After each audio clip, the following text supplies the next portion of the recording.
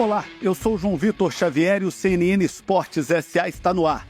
Toda semana um entrevistado especial para falar da relação do mundo dos esportes com o mundo dos negócios. E hoje eu tenho o prazer de receber Rodolfo Landim, presidente do Flamengo, clube de maior torcida no Brasil. Presidente, muito bem-vindo, muito obrigado pela presença. Eu que agradeço, João Vitor, aqui o convite. Espero que a gente tenha aqui uns bons minutos aqui de conversa aqui. Vamos saber como é que está o Flamengo, a gestão de Rodolfo Landim, clube de tanta história, de tantos títulos no passado, mas também muitos títulos recentes. Vamos lá. Finalista da Copa do Brasil de 2023. O clube de uma nação. O Flamengo é o assunto no CNN Esportes S.A. Sob o comando de Rodolfo Landim, o rubro-negro conquistou nos últimos anos títulos históricos. Fora de campo, o clube alcançou recordes de receita e tem um elenco milionário. O que esperar do Flamengo nos próximos anos? A construção de um estádio próprio é uma realidade?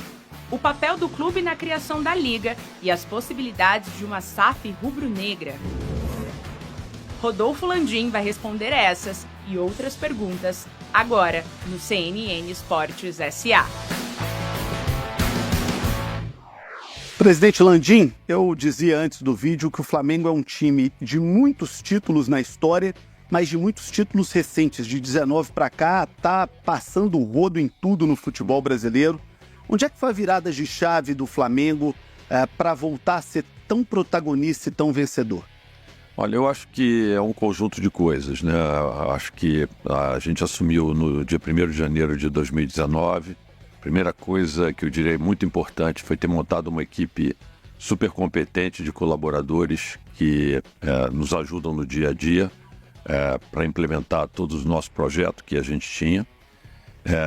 E muito foco, muito trabalho nas diversas áreas, não só ligado diretamente ao futebol, mas todas as áreas que dão apoio ao futebol, na área de marketing, notadamente, que é onde a gente conseguiu, vamos dizer assim, aumentar significativamente as receitas, na parte do controle das nossas despesas também dentro do clube. Uma série de ações que, no conjunto, acabaram dando resultado. Eu acho que a bola realmente ela não entra por acaso. É um conjunto de coisas que tem que funcionar. E, graças a Deus, elas vieram funcionando e começaram funcionando logo bem em 2019. Qual que é a realidade financeira do Flamengo hoje? Quanto que o Flamengo arrecada e o que o Flamengo tem de dívida no momento? Então, hoje o Flamengo tem uma arrecadação de algo como 1,2 bi no ano passado. A gente, nos últimos 2 anos, teve um EBITDA em torno de 370 milhões, que é o lucro líquido operacional antes de pagamento de impostos. Ele tem e depreciação. A gente tem mantido um valor significativo em caixa. A gente passou agora o primeiro semestre com um pouco mais de 100 milhões de reais em caixa para poder cobrir, vamos dizer assim, as nossas despesas do dia a dia. E a nossa dívida total, ela passa hoje pouco de 200 milhões de reais, ou seja, uma relação relativamente pequena da nossa dívida em relação à nossa receita. Algo que foi muito diferente de quando eu fui tomar conta das finanças do Flamengo em 2012, quando eu cheguei lá para ser o vice-presidente de planejamento e de orçamento do clube, quando a gente faturava algo como 212 milhões de reais por ano e a gente tinha uma dívida de algo em torno de 750 milhões de reais. Então a situação está completamente revertida. A dívida que a gente tem hoje, fundamentalmente, a gente tem 0 dívida bancária. A gente tem dívida só com o Profut, né, que são dívidas fiscais do passado, e algumas dívidas na verdade, compras de jogadores, mas de certa forma muito equilibrada também com as receitas futuras que nós vamos ter com vendas de jogadores também. Falando de Liga, eu recebi aqui vários dirigentes, a dupla Grenal, recebi o presidente do Atlético, recebi Corinthians, Palmeiras, Botafogo, Fluminense, São Paulo, e aí as opiniões muito divididas e muito polarizadas. Alguns clubes entendem que a posição do Flamengo é uma posição natural, por ser o clube de maior torcida do Brasil. Outros entendem o Flamengo como um certo vilão no processo, sobre um processo que o Flamengo já tem uma vantagem competitiva muito grande. O presidente do Fluminense, por exemplo, disse isso aqui na semana passada. Se não for diminuída a diferença, a gente não tem um futebol competitivo no Brasil. Como é que o Flamengo vê essa situação como um todo e como é que o Flamengo vê as críticas daqueles que entendem que o Flamengo fica com um pedaço muito grande do bolo? A gente vê como uma forma natural. A gente entende isso como, vamos dizer assim, um direito que os clubes têm de poder reclamar disso. O ponto inicial que eu acho que é importante é dizer o seguinte: o primeiro ponto que a gente está tendo, já que a gente não conseguiu construir uma liga, pelo menos nesse primeiro minuto, a gente está querendo construir essa liga, talvez em alguns anos, está fazendo alguns movimentos de pelo menos tentar fazer as negociações dos direitos de televisão em bloco. O que a gente vê é que o Flamengo ele está abrindo mão. Se você for ver o percentual de arrecadação que o Flamengo tem hoje, comparativamente com o volume total de recursos que são investidos em direitos de TV para transmitir os jogos, o Flamengo está abrindo mão de um valor já bastante significativo desse valor para a construção de uma liga. Mas é óbvio que se perguntar para um clube de menor expressão o que ele acharia que é o mais justo, ele diria: olha, vamos dividir igualmente, dividir por 20, já que são 20 clubes da Série A, essa receita por todos. O que seria também injusto para aqueles clubes que fazem maior investimento, para aqueles clubes que trazem, vamos dizer assim, maior audiência para os canais de televisão e, consequentemente, que trazem mais recursos, que são os recursos que são captados por essas empresas para serem divididos entre os clubes. Então, o que eu posso garantir a vocês é que o Flamengo já está abrindo mão, em relação ao que ele já ganha hoje, de um valor muito significativo nesse processo de construção da Liga. O que os clubes, na verdade, tentam buscar, principalmente aqueles clubes de menor receita, né, é uma divisão ainda maior. Vamos falar pura e simplesmente aqui de audiência, tá? Já que você está citando o exemplo do Fluminense. Se você for ver a percentual da população brasileira que torce pelo Flamengo, a gente varia aí de pesquisa para pesquisa, mas vamos lá, está perto de 24%, quando o Fluminense tem menos de 1,5% da população do Brasil. Será que é justo, quando você tem uma audiência tão grande nos jogos do Flamengo na televisão, você dividir uniformemente com um clube que tem muito menos? A gente entende que o desejo, a aspiração desses clubes é ter uma divisão mais igualitária. Mas se isso traz justiça ou não, aí é um outro fator, né? Quando começou o CNN Esportes S.A., eu estava numa esperança muito grande que a Liga ia se concretizar até o final do ano. Hoje eu estou menos esperançoso, eu vejo um ambiente muito tensionado, muito polarizado. O senhor acredita que é possível superar esse tensionamento, essa polarização, ou está bem distante, vai ficar para um futuro e talvez não aconteça essa tão desejada liga no futebol brasileiro? Eu acho que quando a gente vê assim, exemplos de como aconteceu o processo, né, a maturação do processo em outros lugares do mundo, ele saiu normalmente vamos ver o caso da Premier League, né, onde os grandes clubes da Liga Inglesa, eles se juntaram, fizeram um grupo e começaram o processo, eles iniciaram o processo. O que a gente fez aqui na Libra não foi diferente, né? Se você for ver os grandes clubes do Brasil em termos de torcida, pela métrica que você quiser dar, eles se juntaram dentro de um grupo que a gente chama o Grupo da Libra e iniciaram esse processo. Hoje o que eu vejo como um cenário mais provável, a gente ainda não jogou a toalha em relação à criação da Liga, a gente espera que isso ainda possa vir a ocorrer, mas o que a gente já deu, vamos dizer assim, início ao processo é de uma negociação, mas uma negociação coletiva dos direitos, né? Então, esses grandes clubes estão indo, vamos dizer assim, estão organizando um processo até competitivo de venda dos seus direitos de televisão para, com isso, vamos dizer assim, criar o que a gente entende que vai ser o embrião dessa liga. E eu não tenho dúvida nenhuma de que o grande valor que vai existir nos direitos de televisão está exatamente no direito de transmitir esses que são os grandes clubes e que têm as grandes torcidas e que, portanto, darão a grande audiência para a TV. E eu acho que os demais, a minha expectativa é que os demais venham a se juntar no momento em que isso vier a ocorrer.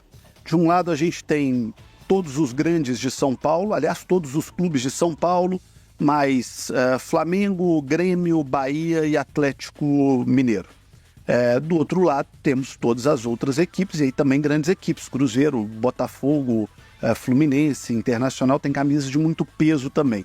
E no meio do caminho disso tem uma legislação que o Flamengo, inclusive, lutou muito por ela, que é a lei do mandante. Como é que o senhor vê essa questão? Como é que o senhor imagina o equilíbrio disso com a questão da lei do mandante? Que se tem o Fla-Flu, teremos também o Flu-Fla. Se tem o Atlético e Cruzeiro, teremos também o Cruzeiro e Atlético. Se tem o Grenal, teremos o Inter contra o Grêmio também. Como é que o senhor imagina esse equilíbrio desse processo? Então, bom, primeiro falamos, então, já que você provocou aí na pergunta, né, a lei do mandante, a gente entendia que a lei do mandante ela era muito importante, né, porque no mundo inteiro um clube mandante ele tem o direito de fazer a transmissão. Isso era muito importante para dar independência para os clubes. O Flamengo sofreu isso na pele quando o Flamengo foi participar do Campeonato Carioca num ano e a gente não acordou com os critérios que estavam estabelecidos lá para a transmissão. E, na verdade, o grande prejudicado acaba sendo o público. Por quê? Porque se o Flamengo não tem o direito de passar o seu jogo, a menos que o outro clube também dê essa autorização, e todos os demais clubes já tinham vendido para a mesma emissora os direitos dele, quem fica sem ver os jogos é o público. Então, nós entendemos aquilo quase que como uma lei áurea dos clubes, porque a partir daquele momento eles passavam a ter o direito de passar pelo menos um jogo, né? Que é o jogo que eles tinham como mandante. O fato de você ter esse direito permite que o clube venda isoladamente, como o Atlético Paranaense já andou fazendo agora aqui, vendendo o direito dele, né?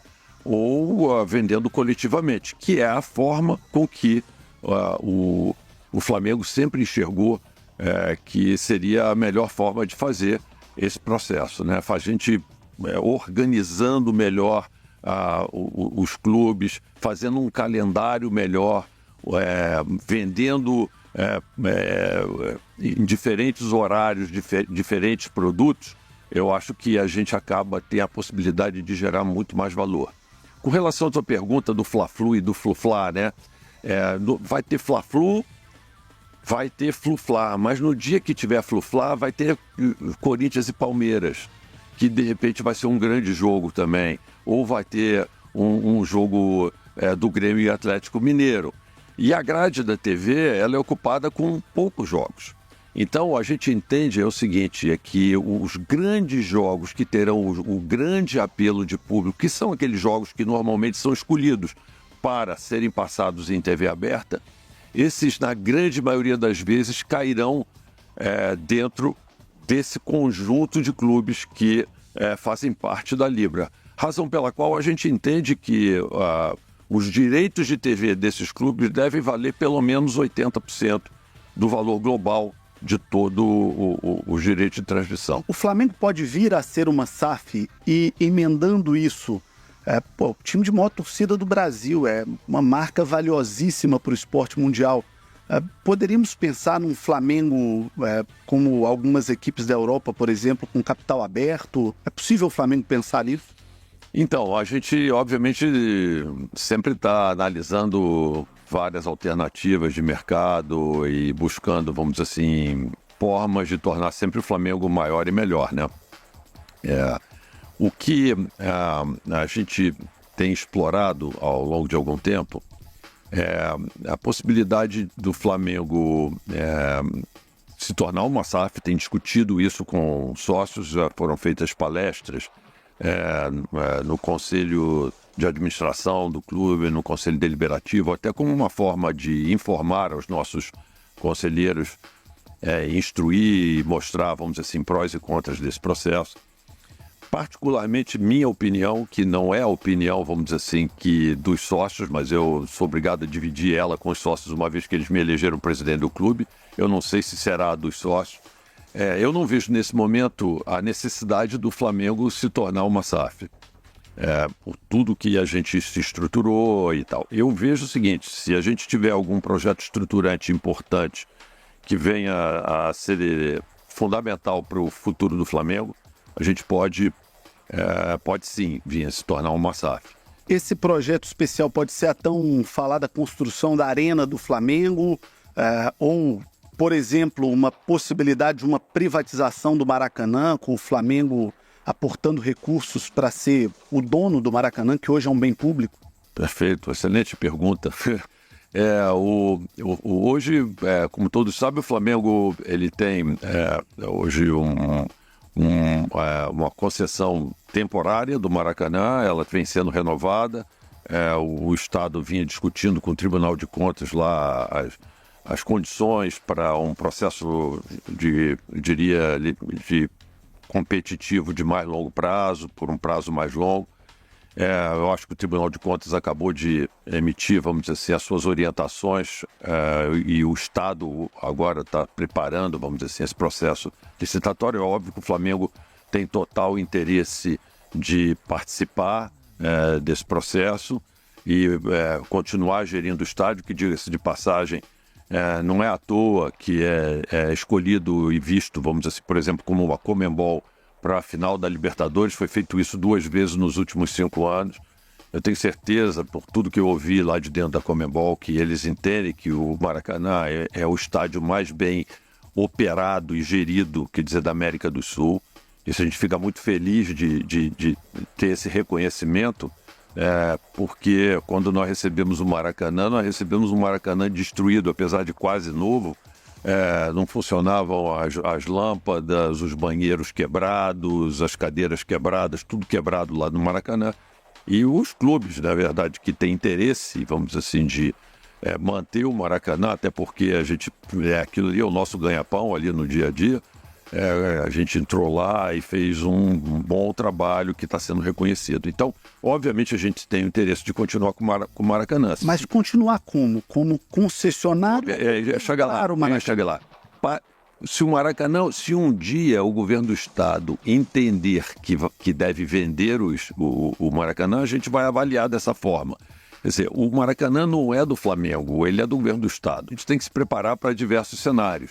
E entre os cenários que a gente tem, existe o da gente não ter o Maracanã. E se a gente não tiver o Maracanã, nós não vamos jogar no Maracanã. Podemos ficar jogando no Maracanã até por um curtíssimo espaço de tempo.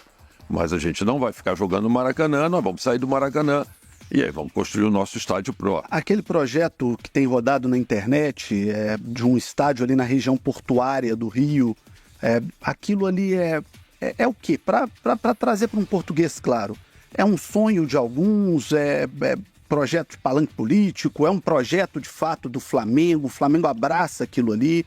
O que é aquele projeto hoje? Então, João Vitor, assim, quando você fala em construção de um estádio, e você tem que estar sempre um passo à frente, né? Você tem que pensar numa cidade como o Rio de Janeiro, onde os espaços já estão todos ocupados, quer dizer, aonde que você teria, vamos dizer assim, viabilidade para colocar um estádio de um tamanho que a gente entenda que é o tamanho da torcida do Flamengo. Seria o mínimo de? Nosso objetivo é colocar um estádio, se nós vamos construir um estádio para 100 mil pessoas. Então a gente precisa identificar quais são os terrenos nos quais a gente teria interesse para colocar. E isso passa por uma série de análises, né?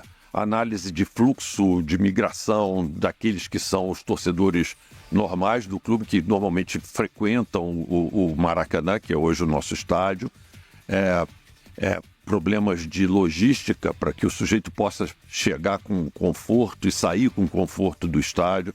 Então ali é um ponto onde tem um terreno que cabe um estádio desse tamanho que eu te falei, e ele tem uma série de vantagens. Ele é próximo, vamos dizer assim, de linhas do metrô e de trem, é algo como 1,2 quilômetros, que é uma distância ainda razoável para que as pessoas... FIFA, inclusive, para metrô estádio, né? É isso, é uma distância razoável ainda, que ainda gera algum conforto para que alguém possa fazer, e é fundamental que você tenha isso. Ele é circundado, vamos dizer assim, por avenidas muito largas, que tem um grande fluxo. Ele colado à chegada de quem vem do outro lado da ponte de Rio-Niterói, né, de quem vem de São Gonçalo, de Niterói. Ali o governo do estado está criando um terminal, que é o terminal, aliás, a prefeitura está colocando o terminal Gentileza, que é onde as linhas de BRT que descem pela Avenida Brasil vão todas terminar ali. Ali é o ponto final do VLT também. É em frente da rodoviária do Rio de Janeiro, para quem vem do interior do estado. Ou seja, é um ponto assim, que foi escolhido muito em função, vamos dizer assim, da logística das pessoas que iriam para o estádio. A gente tem que pensar nisso, né? Existem outras alternativas, mas sem dúvida nenhuma aquela foi a que nos pareceu a melhor solução. E é por isso que a gente investiu, vamos dizer assim, mais tempo, mais trabalho na busca da solução para comprar aquele terreno para construir um futuro estádio para o Flamengo. E agora é o momento de atualizar as notícias do esporte pelo Brasil e pelo mundo. É o Giro SA no oferecimento de Gerdau. O futuro se molda.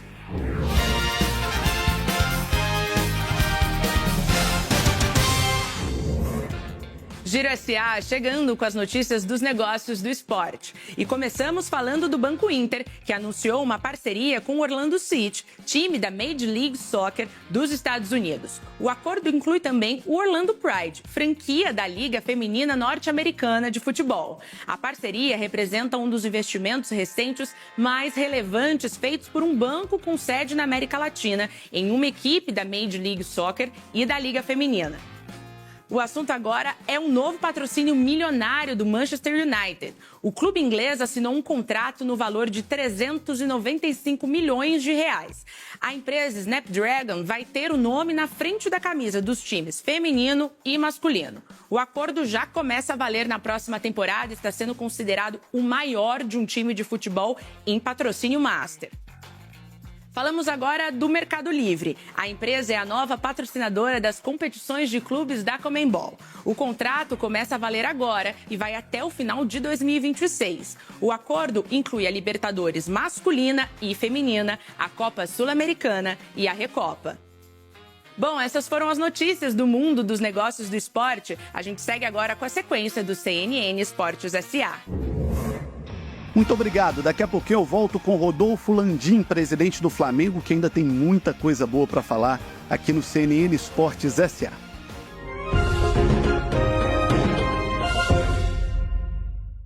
Giro SA. Apoio Gerdau. O futuro se molda. Bet Nacional. Profetize agora na Bet dos Brasileiros. Sicoob. Mais que uma escolha financeira. Abra sua conta. E aí, tá com sorte hoje? Sorte nada. Conhecimento, né? Sei. Anota aí. Eu vou profetizar o jogador que vai marcar o primeiro gol.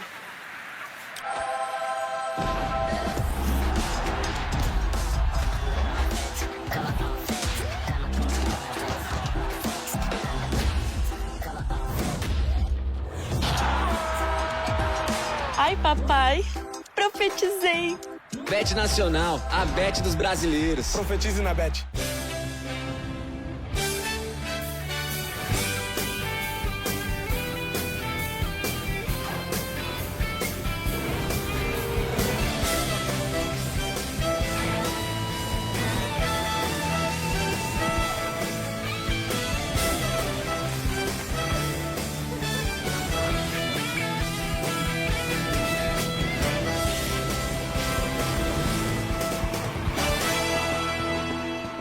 Cara, que sucesso isso. União de pessoas e crescer junto. Eu acho que deve ser tipo o Jorge Mateus, né? Com a nossa equipe, nossos fãs. Sempre tem alguém do lado ali pra dar uma força.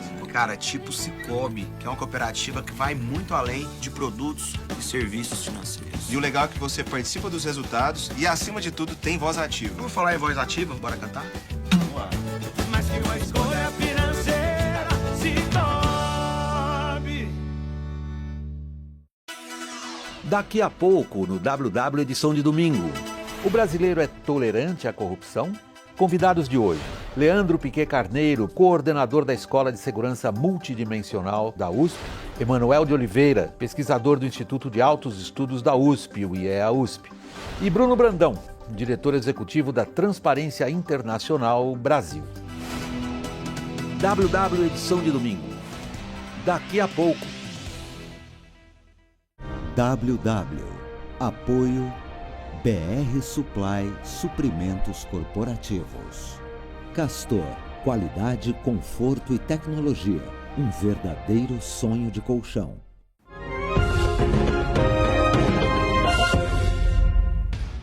De volta com o CNN Esportes SA, recebendo Rodolfo Landim, presidente do Flamengo, o mais querido clube do Brasil, com a maior torcida do Brasil.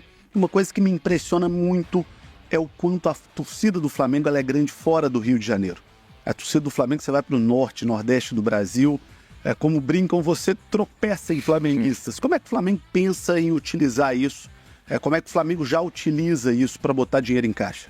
Pô, excelente pergunta também. A gente tem um projeto, alguns projetos que nós fizemos, né? O primeiro foi tentar levar o Flamengo cada vez mais próximo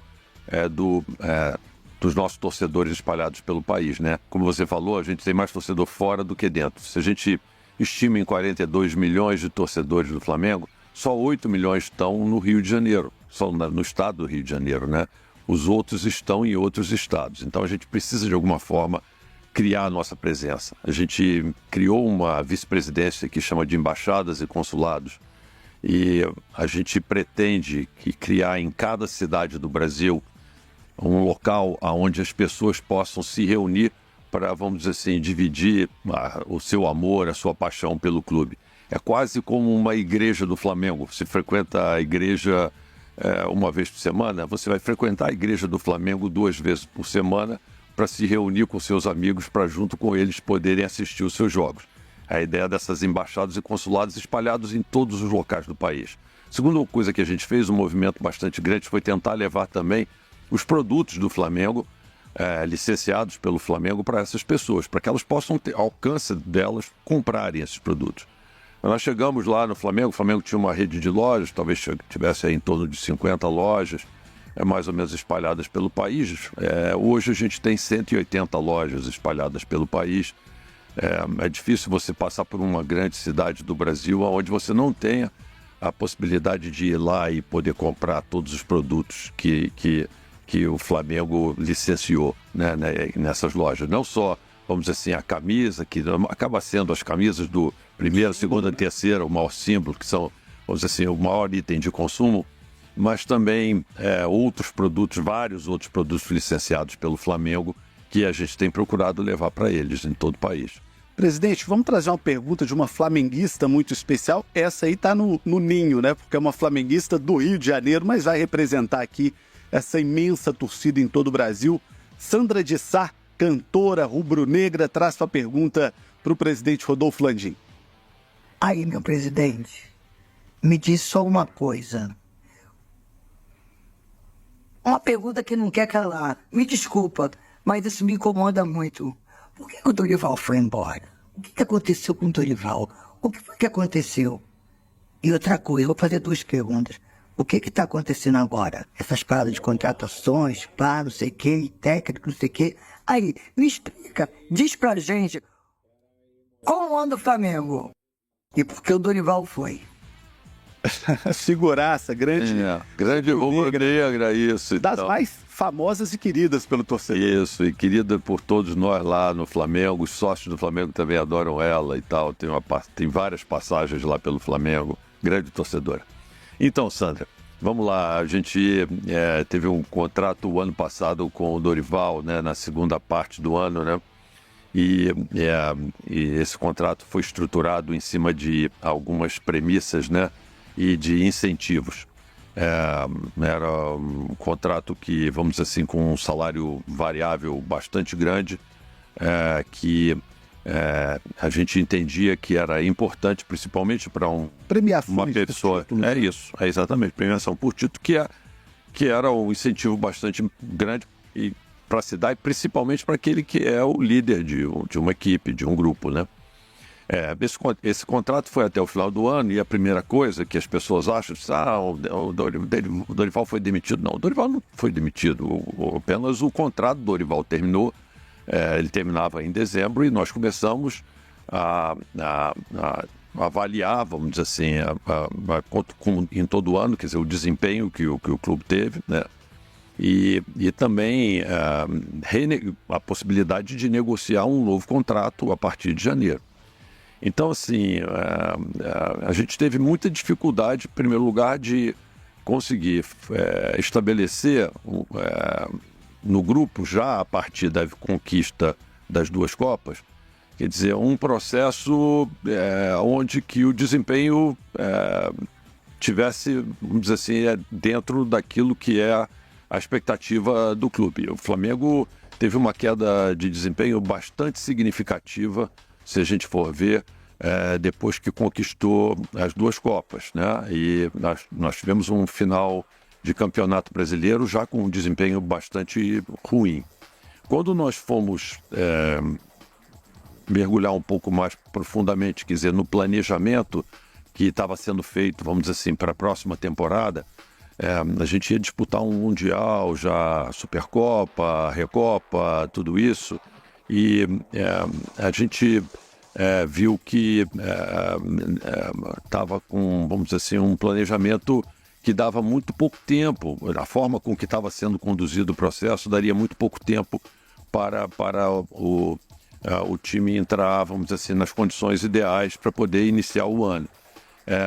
Fruto, vamos dizer assim, das ações que a gente herdou, vamos dizer assim, desse processo, acabou que eu acho que de alguma forma contaminando, inclusive, o início da nossa programação do ano subsequente.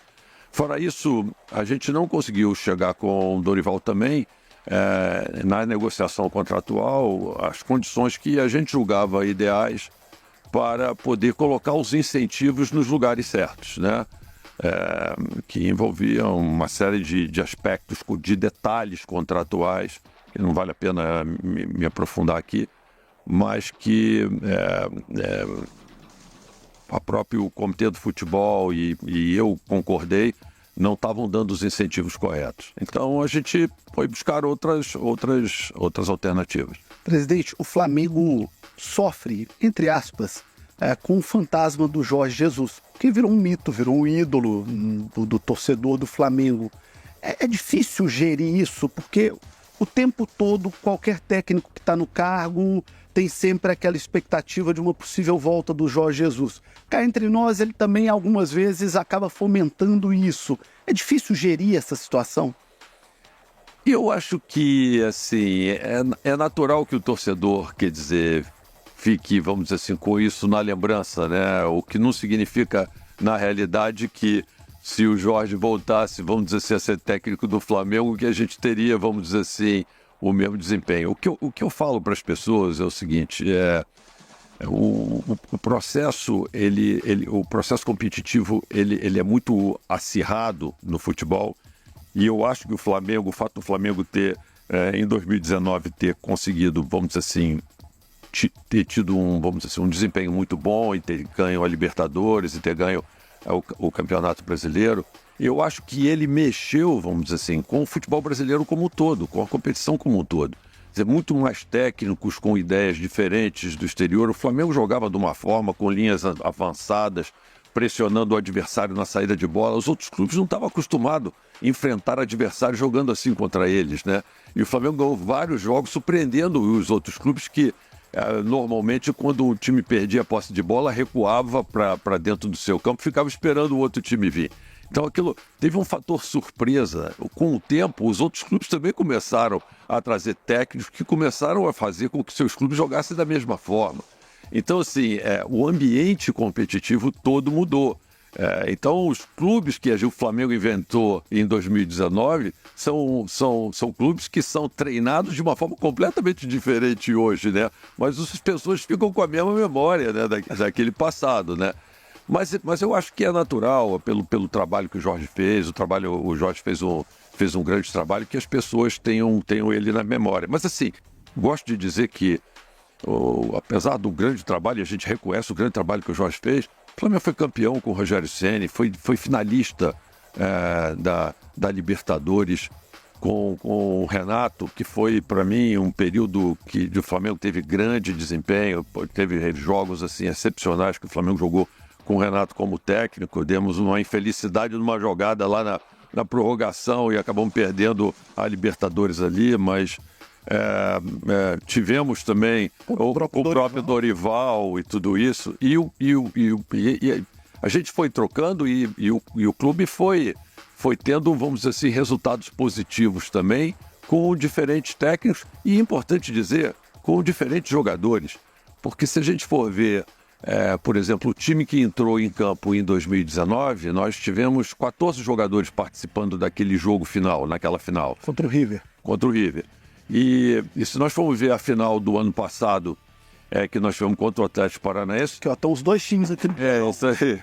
Pois é, nós tivemos 15 jogadores participando dessa final, né? Só 4 jogaram os 2 jogos. Assim, as pessoas ficam às vezes pensando assim, não, os mesmos jogadores, mas não. Só 4 jogadores disputaram a final de 19 e jogaram a final de 22, que foram o Felipe Luiz, o Arrascaeta, Gabigol, o Gabigol e o Everton Ribeiro. Então, assim, as pessoas às vezes acham que não, é a mesma coisa, não é a mesma coisa, não. O futebol vai se mudando sempre, assim, as equipes vão modificando. É óbvio que a gente vai tentando, ao longo do tempo, manter aqueles que estão tendo o melhor desempenho dentro da equipe e tudo isso, mas o trabalho tem que ser renovado, tem que ser repensado e a gente tem que sempre, sem medo, buscar aquilo que é o melhor para o Flamengo, né? Às vezes são decisões, que não são decisões confortáveis normalmente de se ter, porque elas envolvem risco, mas a gente não tem medo de tomar decisão aqui, não. A minha vida inteira foi tomando decisão e enfrentando o risco. Claro. Eu trabalhei em exploração e produção de petróleo durante 26 anos e meio. Não preciso dizer mais nada, né?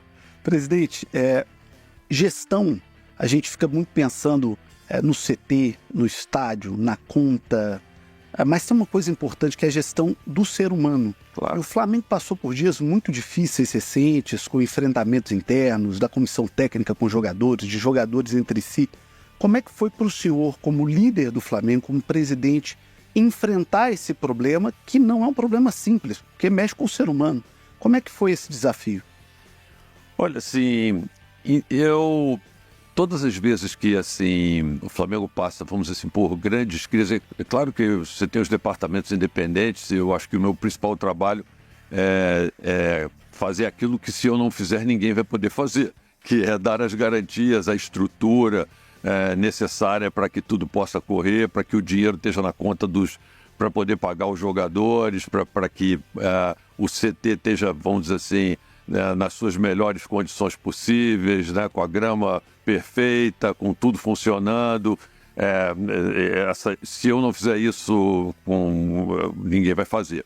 Mas eu não me furto de, eventualmente, quando os problemas, eu sinto que tem um problema maior, entrar dentro do processo e conversar com as pessoas e tudo isso. Mas é o seguinte, gestão de pessoas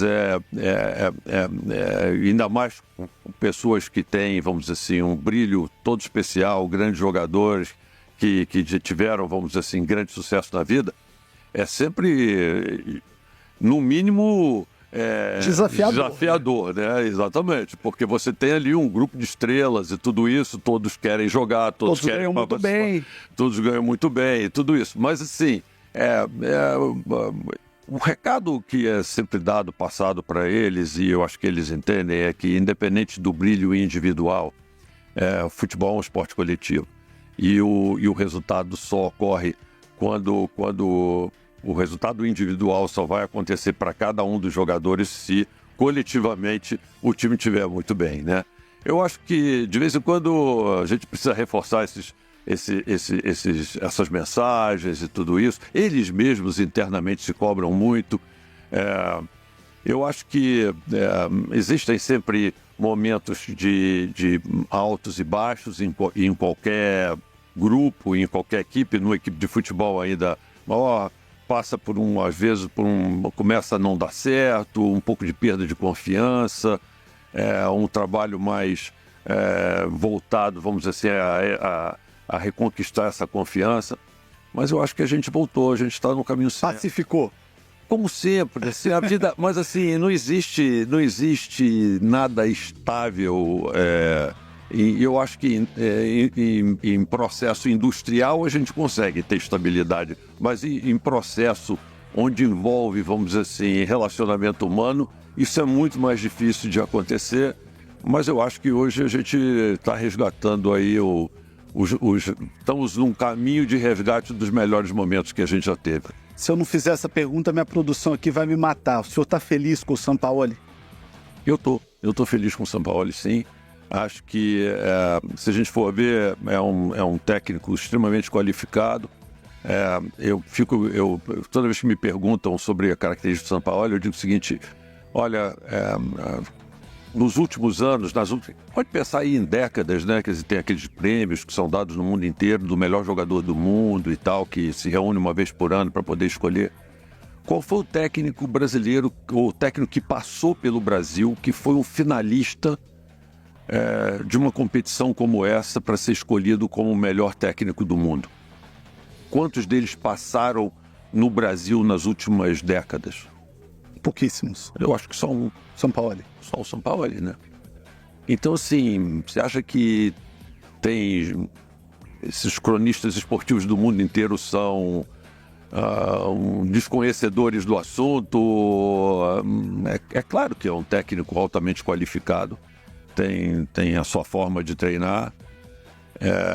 Eu acho que ele tem um estilo de jogo que tem a cara do Flamengo, que é um estilo de jogo de propor o jogo, de jogar com linhas altas, de arriscar, vencer, jogar com a bola, jogar para cima do adversário, que eu acho que é como a torcida do Flamengo gosta. Eu acho que assim, estatisticamente é o que acaba dando mais resultado. É óbvio que você se expõe eventualmente a ter alguns dissabores às vezes, mas sim, a gente está feliz e está confiante no trabalho dele.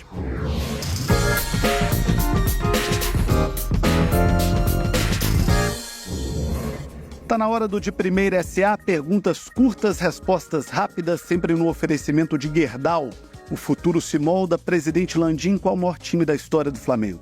Eu acho que ainda o do início dos anos 80, mas acho que o time de agora também está na história do Flamengo quase no mesmo nível. Presidente, qual o jogo histórico, aquele que nunca saiu da sua cabeça e do seu coração? 2-1 contra o River Plate. E uma tristeza que o senhor guarda, aquele jogo que machuca até hoje o coração? Foi um jogo que nós perdemos para o Peñarol no Maracanã, lá em 1981, eu acho, que nos desclassificou para a Libertadores. Presidente, a gente vive hoje uma rivalidade grande florescendo no futebol brasileiro entre Palmeiras e Flamengo. Palmeiras hoje é o maior rival do Flamengo? Eu sinceramente acho que não. Eu acho que a grande rivalidade ela ainda se dá com os clubes locais, nos clubes do Rio de Janeiro. A rivalidade carioca. É isso. O carioca, quando ele sai na rua, ele... Papo do botequim, né, o papo do botequim. É o papo do botequim. É com o Vascaíno, é com o Tricolor, é com o Botafoguense. E dos três, qual é o maior rival? Da minha geração, era o Botafogo. Presidente, eu tenho perguntado a todos os dirigentes que passam aqui se o futebol brasileiro vai dar certo. A gente vive uma janela de oportunidade muito interessante, com mudança de legislação, com chegada de capital. O senhor é presidente do clube mais popular do Brasil. O futebol brasileiro vai dar certo? Eu acho que vai. Eu tenho, assim, muita esperança e convicção até de que a médio e longo prazo a gente vai conseguir se reorganizar, com isso extrair muito mais valor desse grande espetáculo que é o futebol brasileiro e reverter esse grande valor para a melhoria cada vez mais da qualidade desse futebol. Para fechar, a gente sempre fecha de maneira muito leve. O Zico disse que o Gabigol é o grande ídolo dele. Zico, quem é o grande ídolo do Flamengo, Zico ou Gabigol? Isso eu posso falar até em público, que eu falei isso outro dia pro Gabriel, né? Não tem nem... Acho que tem uma semana atrás eu encontrei com o Gabriel lá no CT e eu falei para ele. Falei assim, Gabriel, a gente fez uma pesquisa agora recente no Museu do Flamengo para apontar o maior ídolo da história do Flamengo. E o primeiro lugar ficou o Zico e o Gabriel ficou em segundo. E eu falei para ele, Gabriel, você tem 27 anos de idade.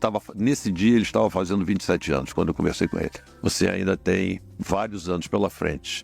Se você vai continuar a potencializar essa chance que você tem de se tornar um grande ídolo do Flamengo, vai depender só de você querer continuar a jogar aqui e você se empenhar para continuar jogando aqui. Olha, só de alguém ter o direito de ser comparado ao Zico no Flamengo, eu acho que já é uma vitória extraordinária.